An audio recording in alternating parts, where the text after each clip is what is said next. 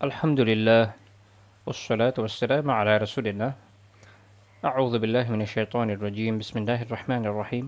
সবাইকে স্বাগতম জানাচ্ছি আমাদের কোরআনের সাথী সিরিজের 23তম ভিডিওতে। আলহামদুলিল্লাহ আল্লাহ তাআলার মেহেরবানিতে আমরা বেশ কিছু আয়াত আলোচনা করেছি এবং আজকে আমরা 23তম ভিডিওতে সূরা বাকারার 21তম আয়াত থেকে আলোচনা শুরু করতে যাচ্ছি ইনশাআল্লাহু তাআলা। আমরা পেছনে যে আলোচনাগুলো করেছি সেখানে আমরা দেখেছি যে সূরা বাকারার শুরু থেকে নিয়ে 20তম আয়াত পর্যন্ত আল্লাহ তাআলা মুমিনদের গুণাবলী আলোচনা করেছেন, তাদের বৈশিষ্ট্য, মুমিনদের গুণাবলী বলেন, বৈশিষ্ট্য বলেন আলোচনা করেছেন, কাফিরদের বৈশিষ্ট্য আলোচনা করেছেন এবং আরেকটা গ্রুপ মুনাফিক তাদের সম্পর্কে আলোচনা করেছেন। এখানে 21তম আয়াত থেকে আল্লাহ তাআলা পুরো মানব জাতিকে সম্বোধন করছেন এবং তাদেরকে সম্বোধন করে দেখিয়ে দিচ্ছেন যে মানুষের সামনে আল্লাহ তাআলার সৃষ্টির কী কী নিদর্শন রয়েছে। কোরআনে দেখবেন যে আল্লাহ তাআলা মানুষকে যখন সম্বোধন করেন, মানুষের সামনে যে সকল নিদর্শন উত্থাপন করেন, এই নিদর্শনগুলো এরকম যে আপনাকে খুব বেশি সায়েন্টিফিক্যাল নলেজ থাকা লাগবে এটা বোঝার জন্য, এরকম না।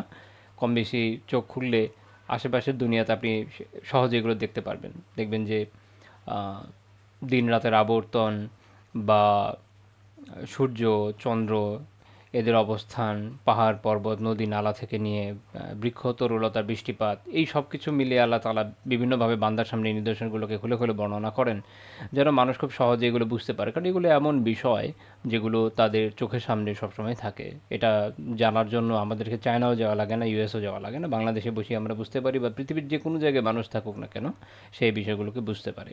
তো এই যে সহজবোধ্যতা, এটা হলো কোরআনের একটা বিশেষত্ব, যে কোরআন যে আয়াত বা তার নিদর্শনগুলোকে বর্ণনা করছে এগুলো খুব সহজবোধ্য এবং মানুষের আকল বা মানুষের বিবেকের মধ্যে তা আপনি বলতে পারেন যে বিবেকের দরজায় কড়া নাড়ে। এর ফলে মানুষ বুঝতে সক্ষম হয় যে হ্যাঁ, এই বিষয়গুলো তো একা একা হয়নি, এগুলো আল্লাহ তাআলা দিয়েছেন। কাজেই যিনি দিয়েছেন, যিনি এগুলোর রব, অবশ্যই তার ইবাদত করা উচিত। তিনি ইবাদত লাভের একক যোগ্য সত্তা। তো এরপরে আমরা দেখছি যে এই আয়াতে আল্লাহ তাআলা আলোচনা শুরু করেছেন এভাবে বলে, يا أيها الناس اعبدوا ربكم الذي خلقكم والذين من قبلكم لعلكم تتقون। আল্লাহ তাআলা বলছেন, হে মানব জাতি বা হে মানুষ, তোমরা উ'বুদু রব্বাকুম, তোমরা তোমাদের রবের ইবাদত করো। কোন রব? সেই রব আল্লাযী খলাকাকুম, যিনি তোমাদেরকে সৃষ্টি করেছেন। তো এখানে প্রথম যে কথাটা সেটা হচ্ছে যে তোমরা ইবাদত করো। আশা করি আপনাদের খেয়াল আছে, আমরা সূরা ফাতিহাতে আলোচনা করেছিলাম ইবাদত কি, আবিধানিকভাবে বন্দেগী, উপাসনা, পূজা অর্চনা, দাসত্ব ইত্যাদি, এবং আরও বিস্তারিত আলোচনা আমরা এখানে সূরা ফাতিহাতে করেছি আলহামদুলিল্লাহ। যারা এখনও দেখেননি দেখে নেবেন আশা করছে। তো প্রথমে আল্লাহ তাআলা ইবাদতের কথা বলছেন এবং বলছেন স্বাভাবিকভাবে সকল মানুষকে উদ্দেশ্য করে। যেন লেখক বলছেন যে আয়াতে উল্লেখিত নাস আরবি ভাষায় সাধারণভাবে মানুষ অর্থে ব্যবহৃত হয়। ফলে পূর্বে আলোচিত মানব সমাজের মুমিন, কাফের, মুনাফিক এই তিন শ্রেণী এই আহ্বানের অন্তর্ভুক্ত। অর্থাৎ এমন না যে আগে যাদের যেসব মুনাফিক বা কাফেরদেরকে আলোচনা করা হচ্ছে তারা এর উদ্দিষ্ট না, সবাই এর উদ্দিষ্ট। এবং অতীত, বর্তমান, ভবিষ্যতে যত মানুষ সবাই আসলে এক হিসেবে এর উদ্দিষ্ট। অতীত এরা উদ্দিষ্ট কারণ আদম আলাইহিস সালামের সময় তো আসলে দিন তিনি নিয়ে এসেছেন, আল্লাহ তাআলার কাছ থেকে তাওহীদের বাণী তো নিয়ে এসেছেন এই ধরায়, এই দুনিয়াতে। তো মানবজাতি বারবার এখান থেকে সরে গিয়েছে। তো পুরো মানবজাতি সবসময় আল্লাহ তাআলার এই তাওহীদের দিকে আসার জন্য আদিষ্ট। আল্লাহ তাআলা তাদেরকে তাওহীদের দিকে আহ্বান করেছেন। আচ্ছা, তারপর আমরা দেখি এখানে লেখক আরও কিছু আলোচনা করেছেন ইবাদত প্রসঙ্গে। উনি বলছেন যে ইবাদতের আবিধানিক অর্থ নম্র ও অনুগত হওয়া। আর শরিয়াতের পরিভাষায় ইবাদত হচ্ছে আল্লাহ তাআলা ভালোবাসেন এবং পছন্দ করেন এমন সব প্রকাশের কথা ও কাজের ব্যাপক একটি নাম। এই সমস্ত কথা ও কাজ পরিপূর্ণ ভালোবাসা, পরিপূর্ণ বিনয়ের সাথে আল্লাহর জন্য আদায় করলেই তা আমাদের পক্ষ থেকে ইবাদত বলে গণ্য হবে। তাহলে আমরা যখন আল্লাহ তাআলার পছন্দনীয় কাজগুলো, আল্লাহ তাআলা যা ভালোবাসেন এমন কাজগুলো পরিপূর্ণ নম্রতা, বিনয়ের মাধ্যমে এবং তার সামনে নিজেকে অবনত করে এগুলো আদায় করব, তখনই এগুলো আসলে ইবাদত বলে গণ্য হবে। এবং ইবাদতের ক্ষেত্রে তিনটা রোকনের কথা উল্লেখ করা হয় যে ইবাদতের এই রোকন আছে বা এটা খুঁটি বলতে পারেন। তিনটা খুঁটি। এক হচ্ছে আল্লাহ তাআলার জন্য পরিপূর্ণ ভালোবাসা পোষণ করা, অর্থাৎ আপনি আল্লাহ তাআলার ইবাদত করবেন।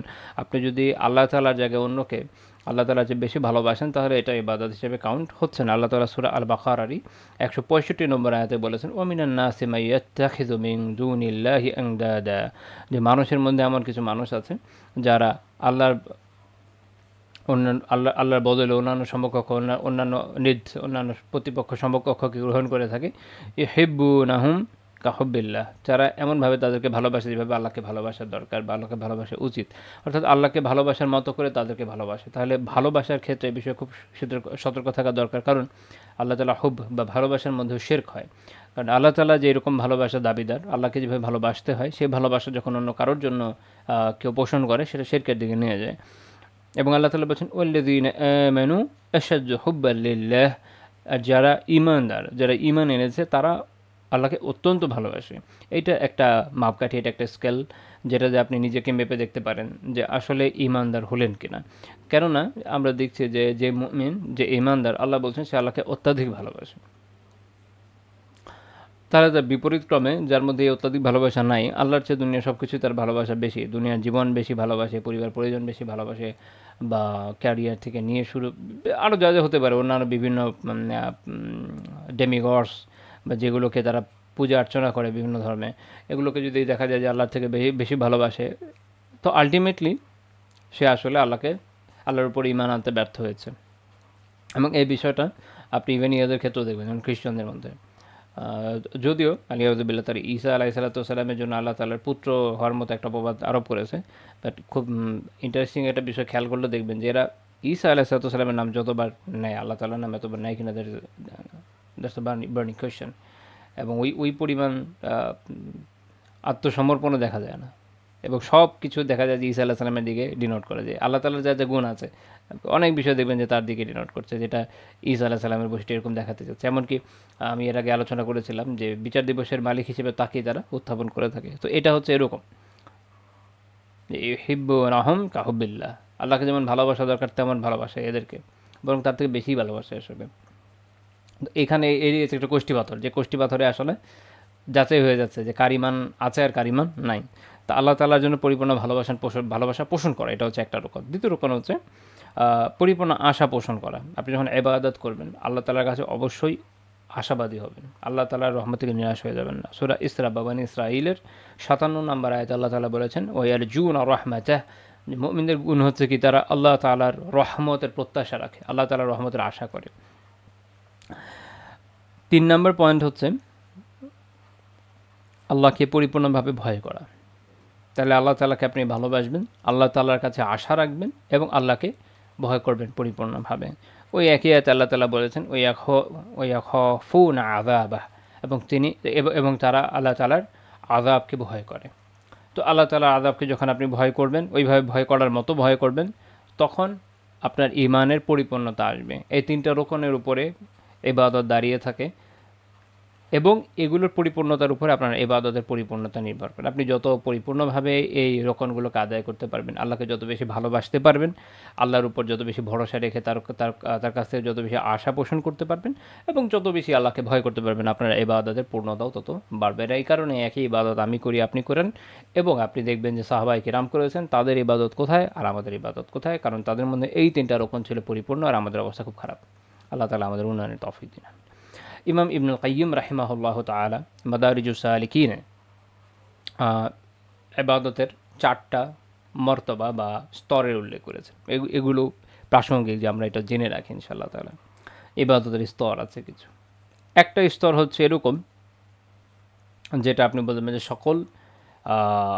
সকল মাখলুকের মধ্যে একটা খুব কমন, যেটা সবার মধ্যে থাকে, সেটা হচ্ছে এটা যে আল্লাহ তাআলার কাছে নিজের হাজত, নিজের প্রয়োজন এবং নিজের দারিদ্র্যকে উপস্থাপন করা। কারণ তিনি আসমান জমিনের মালিক, সবাই তার প্রতি মুহতাজ। তিনি একমাত্র জ্ঞানী বা অমুখাপেক্ষী ধনী, বাকি সবাই তার মুখাপেক্ষী। কাজেই বান্দা যখন আর কারো কাছে না আছে, তার কাছে চায়, ইভেন তার কাছে অ্যাটলিস্ট চায়, তখন সেটা একটা ইবাদত, একটা মর্তবা, একটা স্তরে গিয়ে পৌঁছায়। খেয়াল করলে দেখবেন যে কাফের মুশরিকরাও অনেক সময় তাদের যে স্রষ্টার সেন্স, সে অনুযায়ী তার কাছে চেয়ে থাকে, যে বা ভগবানের কাছে যাচ্ছে, বা গডের কাছে যাচ্ছে, ওর এনিথিং অর এনিওয়ান। তো এখন হচ্ছে এইটা সবসময় খেয়াল করলে দেখবেন আবার এটা সবসময় স্থিতি ছিল না। এদের সমস্যা হচ্ছে যেটা, যে অধিকাংশ ক্ষেত্রে স্রষ্টার কাছে সরাসরি চাওয়ার চেয়ে স্রষ্টার তারা যাদেরকে মাধ্যম মনে করে, তাদের মাধ্যমে চাওয়াকে তারা বেশি গুরুত্বপূর্ণ মনে করে, আর এই কারণে দেখা যায় যে তাদেরকে আসলভাবে স্মরণ করে না। কিন্তু এটা একটা পয়েন্ট যে আপনার চাওয়াটা বেসিক্যালি আল্লাহ তাআলার কাছে, এবং ওদেরকে যখন জিজ্ঞেস করা হয় তখন বলা হয় যে না, আমরা তো আসলে সরাসরি তার কাছে চাই না, আমরা এরকম বিভিন্ন মাধ্যমে তার কাছে চাই। সো চাওয়াটাই যে সোয়াল বা চাওয়া, যে আপনার এটা একটা চাহিদা আছে, চাহিদাটা আপনি পূরণ হোক চান স্রষ্টার কাছে, তো এটা একটা মর্তবা, এটা একটা স্তর। আরেকটা মর্তবা, আরেকটা স্তর হচ্ছে যেটা হচ্ছে যু তাআ ওয়াল উবুদিয়াহ, সেটা হচ্ছে আনুগত্য ইবাদতের স্তর। এটা ইখতিয়ারি, এটা বান্দা নিজে ইখতিয়ার করে যে আমি আমি ইবাদত করব কি করব না, আমি যদি না করি আল্লাহ তোমাকে বাধ্য করবেন না। এবং এটা খাস, এটা সবার জন্য না। সকল মাখলুকই আল্লাহ তাআলার কাছে চায় এরকম, এই সকল মাখলুক আল্লাহ তাআলার কাছে চায়, কিন্তু সকল মাখলুক আল্লাহ তাআলার আনুগত্য বা ইবাদত করে না। তাহলে প্রথম স্তর যেটা আল্লাহর কাছে চাওয়া, আপনি অনেক মানুষের কাছে দেখবেন যে হ্যাঁ আল্লাহর কাছে চাচ্ছে, তো তাকে যখন বলা হয় তাওহীদের কথা, তখন তার কথা না, আমি তো আল্লাহ তাআলার কাছে চাই, তাকে খালিক মালিক হিসেবে মানি, এইটুকুই। কিন্তু যখন এই আপনার আনুগত্য এবং ইবাদতের কথা আসে তখনই পা পিছলে পড়ে যায়। তো এই দ্বিতীয় মার্তাবা, দ্বিতীয় স্তরটা খুব গুরুত্বপূর্ণ। তৃতীয় মার্তাবা হচ্ছে যুল মোহাব্বা বা ভালোবাসার মার্তাবা। তো বান্দা যখন আল্লাহ তাআলার সামনে নিজেকে অবনত করে, লাঞ্ছিত করে, নিজেকে ছোট মনে করে এবং আল্লাহ তাআলাকে ভালোবাসে এবং সব কিছু থেকে বেশি ভালোবাসে, তখন বেসিক্যালি সে এই মোহাব্বতের স্তরে উত্তীর্ণ হয় এবং তার ইবাদতের যে মান এটা ক্রমান্বয়ে আর উন্নত হয়। আরেকটা হচ্ছে গুনাহ এবং পাপাচার থেকে বেঁচে থাকার মর্তবা। এখন আপনি ইবাদত করতে পারেন, আপনি আল্লাহর আনুগত্যও করছেন, আপনি আল্লাহকে মহাব্বতও করছেন, হতে পারে আপনার থেকে গুনাহ হয়ে যায়, পাপাচার হয়ে যায়, এরকম দেখা যায় অনেক মানুষের মধ্যে। তো এই একটা স্তর যেটা আমরা আমাদেরকে এটা বোঝাচ্ছে যে আপনাকে এটা থেকেও কী হতে হবে, বের হয়ে আসতে হবে, গুনাহ থেকে বের হয়ে আসতে হবে। তাহলে আল্লাহ তাআলার কাছে চাওয়া একটা স্তর, আল্লাহ তাআলার আল্লাহ তাআলার আনুগত্য করা, আল্লাহ তাআলার ইবাদত করা একটা স্তর, আল্লাহ তাআলাকে মহাব্বত করা একটা স্তর, আল্লাহ তাআলার ভয়ে, গুনাহ থেকে, পাপাচার থেকে বেঁচে থাকা, এটা একটা স্তর। এই চারটা যখন হয়ে যাচ্ছে তখন আপনার ইবাদত কামেল হচ্ছে, পরিপূর্ণ হচ্ছে। এই জন্য ইবনুল কাইয়্যিম রাহিমাহুল্লাহ তাআলা বলছেন, ফাইদা জিতামাআত হাযিহিল মারাতিবুল আরবাউ কানা যুল্লু লিল্লাহি ওয়াল খুদুউ লাহু আকমালা ওয়া আতাম। যখন এই চারটা মর্তবা স্তর এটা পরিপূর্ণ হয়ে যায়, তখন আল্লাহ তাআলার জন্য যে আল্লাহ তাআলার জন্য যে নিজের বিনয়, আল্লাহ তাআলার জন্য যে নিজেকে লীন করা, হীন করা, ছোট করা, এই যা যা যা যা বলেন, বা আল্লাহ তাআলার আনুগত্য, বশ্যতা স্বীকার করার যে বিষয়টা, এটা তখন পরিপূর্ণতা পেয়ে যায়। এবং এর ফলে তার মধ্যে এই আল্লাহ তাআলার ভালোবাসা, আল্লাহ তাআলার কাছ থেকে আশা বলেন, সব কিছু আসলে তখন বৃদ্ধি পেতে থাকে। তো এটা হলো খুব একটা গুরুত্বপূর্ণ বিষয়। তো আল্লাহ তাআলা তৌফিক দিন যেন এগুলো আমাদের মধ্যে আসে। তো তারপরে কথায় আসেন। তো এরপরের পয়েন্ট হচ্ছে কাকে ইবাদত করতে হবে? রব্বাকুম। আল্লাহ তাআলা মানুষকে বলছে, মানুষ তোমরা ইবাদত করো। মানুষ এবং ইবাদত দুইটা কথা নিয়ে আমরা আলোচনা করেছি। 3 নম্বর পয়েন্ট হচ্ছে ইবাদত কার করবে? তোমাদের রবের। রবকে আল্লাহ তাআলা তো রবের জায়গায় আল্লাহ বা অন্যান্য কোনো গুণবাচক নামও ব্যবহার করতে পারতেন। রব হচ্ছে যিনি কাউকে লালন পালন করে বড় করেন বা যাকে ক্রমাগত কোনো কিছু থেকে বড় করেন, তিনি হচ্ছে রব। আমরা এর আগে এটা নিয়ে আলোচনা করেছি ইন ডিটেলস, আলহামদুলিল্লাহ।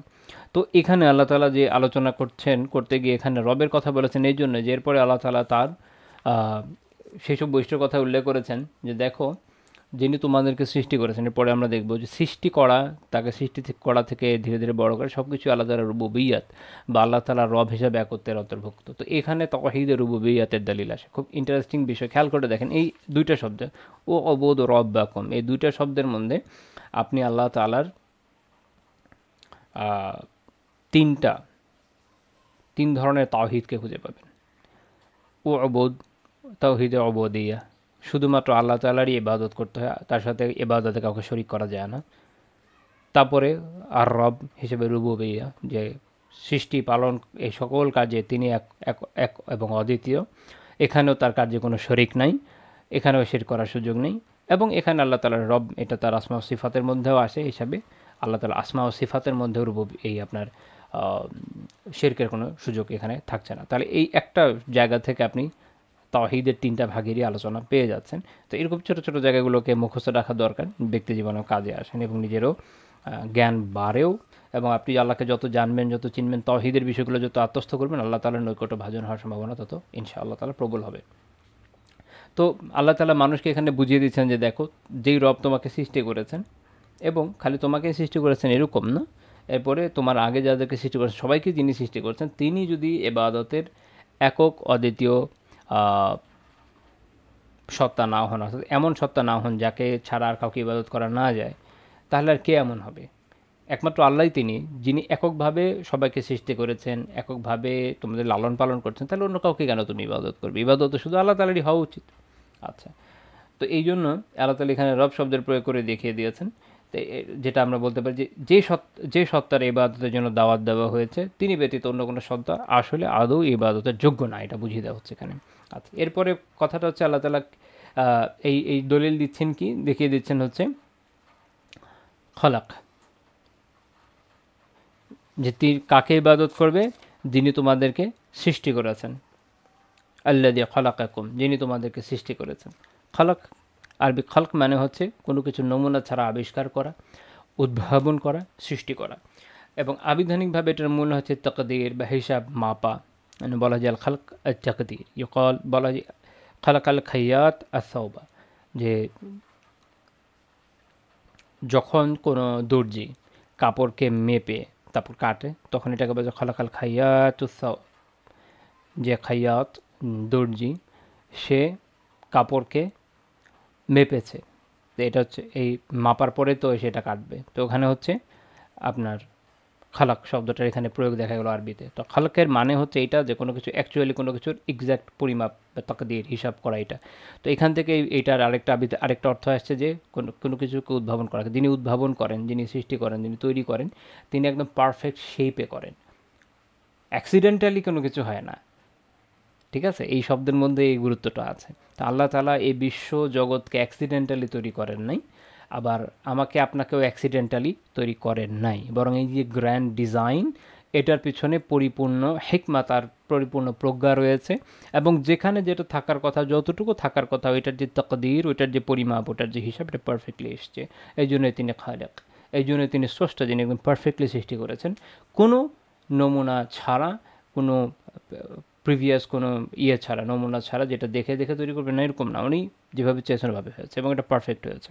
তো এই আয়াত থেকে আমরা খুব ইন্টারেস্টিং কিছু বিষয় পাই, শিক্ষা। এক হচ্ছে আল্লাহ তাআলা আমাদেরকে তাহলে সরাসরি বানিয়েছেন, তাই না?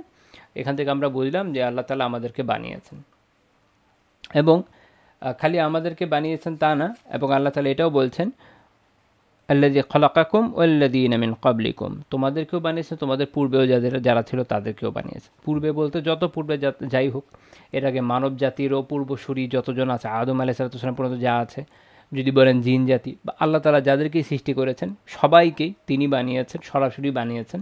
তাহলে আমরা নিজেরা কোনো কিছু থেকে বিবর্তিত হয়ে উদ্ভাবিত হইনি, বা প্রকৃতিতে একা একা বিবর্তিত হইনি। প্রকৃতি বলে কোনো কিছু, কী বলে, মাদার নেচার, এমন কিছু দুনিয়াতে নাই যে আমাকে বানাবে। এবং আল্লাহ তাআলাও, যেটা অনেকে মনে করে যে আল্লাহ কি বিবর্তনের মাধ্যমে বানিয়েছেন, না, আল্লাহ তাআলা যখন এই শব্দটার কথা বলছেন, এই শব্দ, কোরআনের শব্দ খুবই গুরুত্বপূর্ণ। এবং আপনি যদি শব্দগুলোর দিকে গুরুত্বের সাথে তাকান এবং এর অর্থগুলোকে গুরুত্বের সাথে দেখেন, তাহলে আপনি দেখবেন যে অনেক সমস্যার সমাধান এখান থেকে এমনি বের হয়ে আসছে। তো আল্লাহ তাআলা যেহেতু সৃষ্টি করেছেন, এভাবে আল খালক শব্দের প্রয়োগ আছে, তার মানে হচ্ছে যে তিনি এটাকে একদম পারফেক্ট শেপে সরাসরি সৃষ্টি করেছেন, কোনো বিবর্তন প্রক্রিয়া তো আমাদেরকে অস্তিত্ব আনেননি। কাজে এই বিষয়টা এখানে বাতিল হলো, এই চিন্তাধারাটা যারা এরকম চিন্তা করেন এই আয়াত থেকে। আরেকটা বিষয় আছে, একদল আছে যারা সর্বেশ্বরবাদী, যারা প্যান্থিস্ট, যারা মনে করে যে স্রষ্টার মধ্যে, সবার মধ্যেই স্রষ্টা মিশে আছে।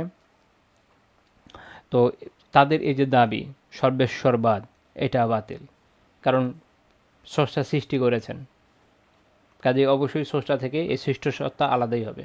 তো সেই হিসাবেও প্যান্থিজমের যে ধারণা, এটা বাতিল হয়ে গেল এখান থেকে। তাহলে আল্লাহ তাআলা আমাদেরকে এটা জানাচ্ছেন। এখন কেন সৃষ্টি করেছেন? সৃষ্টি করার মূল কারণ হচ্ছে লাআল্লাকুম তাত্তাকুন, যেন তোমরা তাকওয়ার অধিকারী হও, যেন তোমরা তাকওয়া লাভ করো।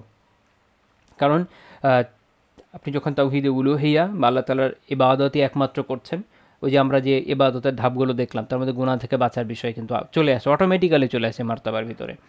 তো আপনি যখন ওখান থেকে বেঁচে আছেন, শিরক থেকে বাঁচছেন, তখন আপনি আলটিমেটলি তাকওয়া অবলম্বন করছেন বা আল্লাহকে ভয় করছেন, আল্লাহ ভীতির অধিকারী হচ্ছেন। কিন্তু উল্টো দিকে যখন আপনার সেটা হচ্ছে না, যদি কারোর মধ্যে শিরক থাকে, তা সে যতই ইবাদত করুক না কেন, সে কিন্তু আসলে তাকওয়ার অধিকারী নয়। এই জন্য লেখক একটা সুন্দর কথা বলেছেন যে যাদের কর্মকাণ্ডে শিরক রয়েছে, তারা যত পরহেজগারি বা যত আমলি করুক না কেন, তারা কখনো মুত্তাকি হতে পারবে না, এটা সম্ভব না তার পক্ষে। আচ্ছা, তো লেখক এখানে আরেকটা গুরুত্বপূর্ণ বিষয় আলোচনা করেছেন, সেটা হচ্ছে আমরা দেখছি এই আয়াতের মূল কি? আয়াতের মূল হচ্ছে তাওহীদ। মূল হচ্ছে কি? তাওহীদ নিয়ে আলোচনা করা।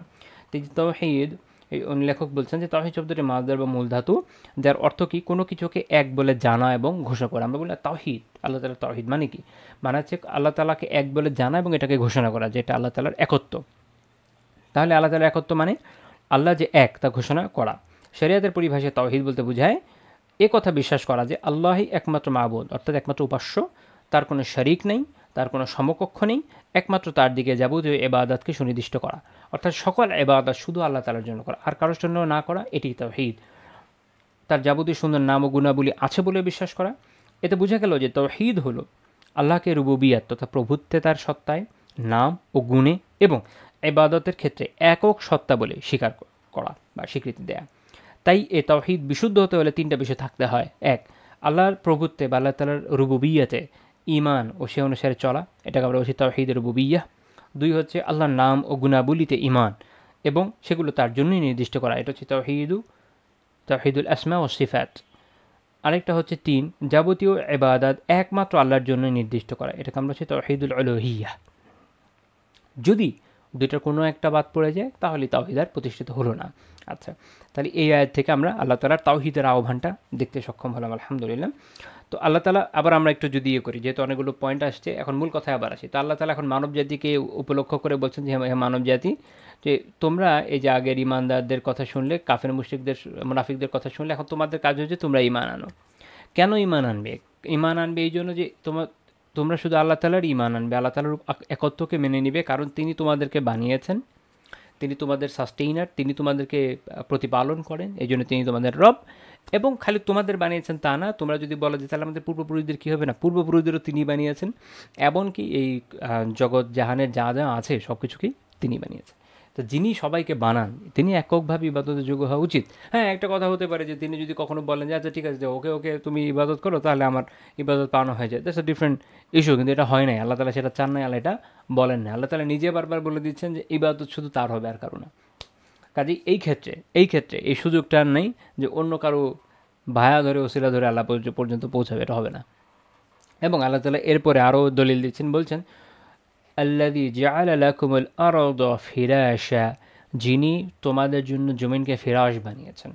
ফিরাশ ফিরাশ মানে হচ্ছে বিছানা বা বিশ্রামস্থল, যার উপর মানুষ বসে, মানুষ ঘুমায়, এটাকে ফিরাশ বলে।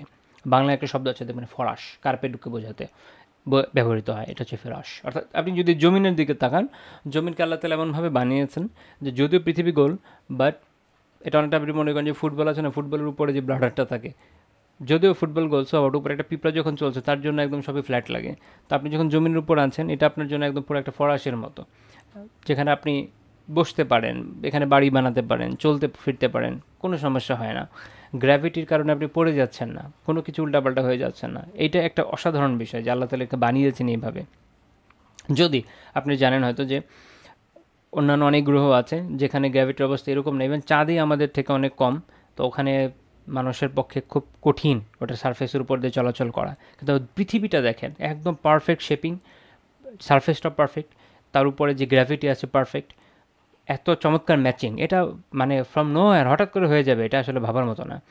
তো আল্লাহ তাআলা জমিনকে বানিয়েছেন ফেরাশ, এই শব্দের মধ্যে একটা চমৎকার অন্তর্নিহিত অর্থ আমরা দেখতে পাচ্ছি, যে তার মানে হচ্ছে আমরা এটা আমাদের জন্য এটা বিছানা হিসেবে, বিশ্রাম স্থল হিসাবে বা আরামসে বসার জন্য, চলার জন্য আমার জন্য এটা সহজ করা হয়েছে।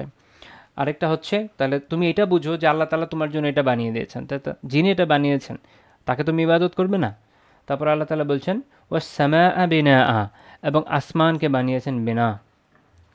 বিনা এখানে এমনিতে প্রাচীন মুফাসসিররা এটা অর্থ করেছেন সাকফ, ছাদ, অর্থাৎ আসমান হচ্ছে আমাদের জন্য ছাদের মতো। আপনি যখন জমিন থেকে উপরে তাকাবেন, আসমানকে দেখলে ছাদ মনে হবে, যদিও আসমানের অ্যাকচুয়াল কোনো এন্টিটি নাই, বাট দেখতে আপনার কী মনে হবে? ছাদের মতো মনে হবে। আমরা যেটাকে মহাশূন্য বলে, এখানে আসলে কোনো পদার্থ তো খুঁজে পাওয়া যাচ্ছে না, বাট শূন্যও একটা ক্রিয়েশন, এটা আল্লাহ তাআলাই করেছেন। আচ্ছা, এবং আমাদের জন্য এটা আসমান ছাদের মতো। এখন আপনি যখন এটার অন্যান্য অর্থ দেখবেন, আর খুব ইন্টারেস্টিং অর্থ আসে, যেমন এইটার অর্থ হচ্ছে বেসিস, সেট আপ, স্ট্রাকচার, এডিফাইস। তাহলে এখন এই হিসাবে আপনি আসমানকে বলতে পারেন যে তাহলে তিনি আসমানকে বানিয়েছেন একটা তোমাদের এখানকার বেসিক যে স্ট্রাকচার, সেই হিসাবে। ডক্টর এম মোহার আলী রাহিমাহুল্লাহ তাআলা উনি এই অর্থটা সামনে নিয়ে এসেছিলেন যে আসমান এই হিসাবে এটা একটা স্ট্রাকচার, এটা অনুবাদ করতে গিয়ে বলছেন যিনি আসমানকে স্ট্রাকচারের মতো বানিয়েছে। অর্থাৎ আপনি যদি দেখেন যে আমরা মহাবিশ্ব বলতে যেটা বুঝি, যে আমরা মহাশূন্য দেখি, এটা একটা স্ট্রাকচারাল প্যাটার্ন যদি হয়, সেটা হলো বেস, যার মাঝে আমাদের, বা মাঝে বলেন, ওটা আসলে মাঝেও বলা যায় না, কারণ উপরে নিচে ডানে বা মাঝে বলে কিছু ওখানে নাই মহাশূন্যে, বাট ওখানে পৃথিবী, সেখানে কি আছে, একরকম ঝুলন্ত আছে। এই যে স্ট্রাকচারটা, এটা কে বানিয়েছেন? আল্লাহ তাআলা বানিয়েছেন। তো এখানে একটা ইন্টারেস্টিং বিষয় হচ্ছে কোরআনের শব্দ, যে আপনি যদি আগেকার সময়ের অর্থ দেখেন, স্বাভাবিক বোধ বুদ্ধি দিয়েও দেখেন, সেটাও সঠিক, যে আপনি দেখবেন যে হ্যাঁ, আসমান তো আমাদের জন্য সাকফ বা ছাদের মতোই। আপনি যদি স্ট্রাকচার হিসাবে ধরেন, তাতেও সত্য। এতে দেখা যাবে যে মূল সত্যের কোনো পরিবর্তন আসবে না। আপনি যে অর্থেই ধরেন না কেন, মূল কথা এটাই, যেটাকে বানিয়েছে কি আল্লাহ তাআলা। কাজেই যিনি এটাকে বানিয়েছেন, তুমি তার ইবাদত করো। আচ্ছা, এবং তাহলে এখানে দুইটা, মানে সৃষ্টিতত্ত্বের দুইটা বিষয় নিয়ে আলোচনা করলেন, যে জমিন এবং আসমান তিনি বানিয়েছেন, কাজেই তার উপাসনা করা উচিত এককভাবে। এবং ওয়ানজালা মিনাস সামাই মাআ, এবং আসমান থেকে তিনি পানি বর্ষণ করেছেন। আসমান থেকে মানে মেঘ থেকে, এখানে পানি বর্ষণ করেছেন। ফাআখরাজা বিহি মিনাস সামারাতি রিজকাল লাকুম, এবং এটা যে তিনি জমিন থেকে তোমাদের জন্য রিজক বের করেছেন, কিসের মধ্যে থেকে? বিভিন্ন ফলমূল থেকে। তা দ্বারা তোমাদের জীবিকার জন্য ফলমূল উৎপাদন করেছেন। আমি যদি ভেঙে ভেঙে বলি, যে ফাআখরাজা বিহি, এই পানি দ্বারা বের করেছেন, মিনাস সামারাতি রিজকাল লাকুম, বিভিন্ন ফলকে বের করেছেন। ফল উৎপন্ন হয় না জমিনে, এই পানির কারণেই তো হয়। পানি যদি না থাকে কোনো গাছ বাঁচে না। তো সেখান থেকে এই পানির ফলে একটা গাছ পরিপুষ্ট হয়, এবং আলটিমেটলি সেখান থেকে ফল উৎপন্ন হয়। কাজে এই যে রিজক, এটা আল্লাহ তাআলাই তোমাদেরকে দিয়েছেন। সামারাত এখানে ফলমূল শুধু না, যে কোনো শস্যকে এখানে ডিনোট করে, যে কোনো শস্যকে বোঝায়। তো এগুলোকে উৎপন্ন করেছেন। কাজেই ফালা তাজআলু লিল্লাহি আনদাদা ওয়া আনতুম তা'লামুন, কাজে তোমরা জেনে শুনে কাউকে আল্লাহর সমকক্ষ দাঁড় করিও না। এখানে একটু আগে যেমন রিজকের কথা আসলাম, রিজক রিজক রিজক শব্দটা কোরআনে আপনি 163 বার পাবেন। এর আবিধানিক অর্থকে জীবিকা, রুজি, সম্পত্তি, সম্পদ, খাদ্য ইত্যাদি। এখন ইসলামের রিজকের কনসেপ্ট আসলে কি? শুধু খাবার না, ইসলামের রিজক একটা ব্যাপক বিষয়। শেখুল ইসলাম ইবনে তাইমিয়া রাহিমাহুল্লাহ তাআলা মাজমুউল ফাতাওয়ায় বলছেন যে রিজক ওয়ার রিজকু ইয়াউম্মু কুল্লামা ইয়ানতাফিউ বিহিল মুরতাজিক, যে রিজিক প্রাপ্ত, সে যা যা দ্বারা উপকৃত হয় সবই রিজক। এটা এত ব্যাপক, মানে রিজিক একটা ব্যাপক শব্দ, যেটা মানুষ যা যা দিয়ে উপকৃত হয় সব কিছুকেই ধারণ করে আসলে। যেমন মানুষ খাবার, উনি উদাহরণ দিতে বলছেন, ফাল ইনসানু ইউরজাকু তাআম ওয়া শারাব ওয়াল লিবাস, মানুষ খাবারের রিজিক পায়, পানীয় রিজিক পায়, কাপড়ের রিজিক পায়, তাই না? সে তার শ্রবণ শক্তি দিয়ে, তার দর্শন শক্তি দিয়ে, তার ঘ্রাণ দিয়ে সে উপকৃত হয়, এগুলো রিজক। এবং সে যত বাতিনি বিষয় কিছু আছে, এগুলো দ্বারা উপকৃত হয়, যেমন মিন ইলম, যেমন এই ইলম, যেমন ঈমান, যেমন আনন্দ, যেমন তার শক্তি, যেমন যে নূর মানুষ পায় আল্লাহ তাআলার তরফ থেকে। এগুলো যত ধরনের বিষয় হতে পারে, যা যা দিয়ে মানুষ উপকৃত হয়, এই সবই রিজকের অন্তর্ভুক্ত। এটা হচ্ছে ইসলামের রিজক কনসেপ্ট। অর্থাৎ আমরা অনেক সময় বলি যে আল্লাহ আমাকে রিজিক দেন, বলছে যে আচ্ছা আমার তো আসলে এই রিজিক কম হচ্ছে, কি হচ্ছে, সে হয়তো বেতন কম পাচ্ছে, কিন্তু হয়তো সে বিভিন্ন জায়গা থেকে অনেক হাদিয়া পাচ্ছে, কথার কথা, তো এটা তো রিজিক আসছে তো। বা হয়তো দেখা যাচ্ছে যে তার হয়তো বেতন কম, কিন্তু আলহামদুলিল্লাহ সে বাবার বাড়িতে থাকে, তার নিজের ভাড়া টাকা বেঁচে যাচ্ছে, এই যে বেঁচে যাচ্ছে, উপকৃত হচ্ছে, এটা তো একটা রিজিক। উত্তম বিবি পেয়েছে, এটা একটা রিজিক। উত্তম স্বামী পেয়েছে, স্ত্রী, এটা একটা রিজিক। উত্তম সন্তান আছে, আলহামদুলিল্লাহ, উত্তম রিজিক। এরকম রিজিক, অগণিত রিজিক, যাই আপনাকে উপকার করবে তাই রিজিক, তাই আল্লাহ তাআলার দান অবশ্যই। তো আল্লাহ তাআলা এখানে নিষেধ করে দিয়েছেন তাহলে, যে যিনি এত কিছু করেছেন তোমাদের জন্য, তোমাদের ইভেন তোমাদের রিজিকটা পর্যন্ত দিচ্ছেন, যেখানে থাকছো, যে মাথার ছাদ, সেখান থেকে নিয়ে যিনি রিজিকটাও দিচ্ছেন, তাকে ইবাদত করবে না তো করবে কার? অথচ আল্লাহ তাআলা সতর্ক করে বলছেন এরপরে, যে ফালা তাজআলু লিল্লাহি আনদাদা, এরপরও তোমরা কি করবে না, আল্লাহ তাআলার সাথে কোনো সমকক্ষ স্থির করবে না। আন্দাদ এটা হচ্ছে নির্দুনের বহুবচন, এর মানে সমকক্ষ, সমতুল্য, প্রতিপক্ষ বা অনুরূপ, এই অর্থ এটা বহন করে। এই জন্য আকায়েদে একটা কথা অনেক সময় বলা হয় যে লাইসা লিল্লাহি নিদ্দুন আলা দিদ, আল্লাহ তাআলার কোনো নিজ বা সমকক্ষও নাই, কোনো একদম প্রতিপক্ষও নাই, যে মানে এমনও নাই যে তার সম কেউ হতে পারে, এমনও নাই যে তার একদম বিপরীত ক্রমেও কেউ থাকতে পারে, সেটা আসলে নাই, এমন কেউ নেই। এবং এই যে আল্লাহ তাআলার জন্য নিদ বা আল্লাহ তাআলার জন্য সমকক্ষে স্থির করা, এটা অনেক বড় গুনাহ। এবং আল্লাহ তাআলা এটা হারাম করেছেন, এটা শিরক। এবং এই কারণেই আমরা দেখি যে আব্দুল্লাহ বিন মাসউদ রাদিয়াল্লাহু তাআলা আনহু বলছেন যে সাআলতুন নবিয়্য সাল্লাল্লাহু আলাইহি ওয়াসাল্লাম আইয়ু যামবি আ'যামু ইনদাল্লাহ, আমি নবী আলাইহিস সালামকে জিজ্ঞেস করলাম যে কোন গুনাহটা আল্লাহ তাআলার কাছে সবচেয়ে বড়, সবচেয়ে বড়। তিনি বললেন আন তাজআলা লিল্লাহি নিদ্দা ওয়া হুয়া খালাকাকুম, যে তার সমকক্ষ স্থির করা অথচ তিনি তোমাকে সৃষ্টি করেছেন। যিনি তোমাকে সৃষ্টি করেছেন, একাই সৃষ্টি করেছেন, তুমি কিভাবে তার একজন সমকক্ষকে স্থির করতে পারো? তার তো তোমাকে সৃষ্টি করার জন্য কোনো সমকক্ষের প্রয়োজন পড়েনি। তা তুমি এখন কেন একজন সমকক্ষকে সৃষ্টি করবে, স্থির করবে? এটা হলো অত্যন্ত দুঃখজনক বিষয়। এবং এমন সমকক্ষ যেটাকে তুমি নিজেই বানাচ্ছ, তুমি নিজে বানিয়ে তুমি নিজে তার সমকক্ষ বানাচ্ছ যিনি তোমাকে সৃষ্টি করেছেন। খুব দুঃখজনক বিষয়। তো এটা এই জন্য সবচেয়ে বড় গুনাহ, তাই না? এটা হচ্ছে সবচেয়ে বড় গুনাহ। এটা সহিহ বুখারী 4477 নম্বর হাদিস। এবং শিরকের ক্ষেত্রে খেয়াল রাখতে হবে, শিরক এমন এক গুনাহ যে আল্লাহ তাআলা কখনোই শিরকের গুনাহ মাফ করেন না। অন্যান্য অনেক গুনাহ আল্লাহ মাফ করে দেন, কিন্তু শিরক না। সূরা আন-নিসার 116 নম্বর আয়াত, এটা আমাদের মুখস্থ রাখা উচিত যে ইন্নাল্লাহা লা ইয়াগফিরু আন ইউশরাকা বিহি, যে নিশ্চয়ই আল্লাহ তাআলা তার সাথে শিরক করার গুনাহকে মাফ করেন না। ওয়া ইয়াগফিরু মা দুনা যালিকা লিমান ইয়াশা, এর থেকে ছোট যে কোনো গুনাহ তিনি যার জন্য ইচ্ছা মাফ করে দেন। তাহলে শিরক এমন একটা জিনিস, কোনোভাবে এটার মাফ পাওয়া যায় না। তাই শিরক থেকে সতর্ক থাকা আমাদের জরুরি। আল্লাহ তাআলা আমাদের হেফাজত করুন শিরক থেকে, আমিন। এরপরে লেখক এখানে শিরকের প্রকারভেদ নিয়ে অনেক মোটামুটি আলহামদুলিল্লাহ লম্বা এবং খুব চমৎকার আলোচনা করেছেন। আমরা এটা একটু দেখবো আজকে।